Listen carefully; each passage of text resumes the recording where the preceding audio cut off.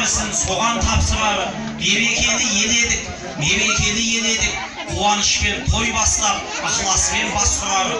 Дархандығы даладай, аңғалдығы баладай, қазақтай қайсар ел бар ма, той қылса да көзінде қуаныштан жас тұрар. Ассалаумағалейкум, Өзбекстан еліндегі сәлем бердім баршаңа, армысың жайсаң, жақсылар деп тағы бір болса қошеметтеп көріңіздер.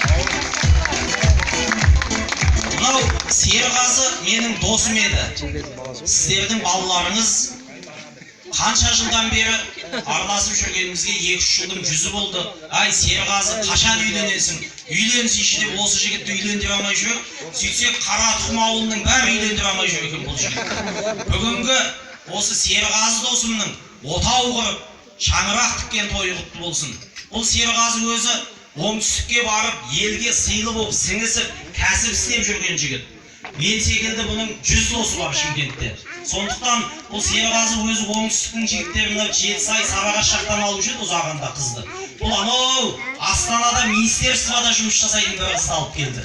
Сондықтан болар бала ғой, енді өсем деген шығар. Серғазы бауырым тойын құтты болсын, тек қуанышта жолығайық.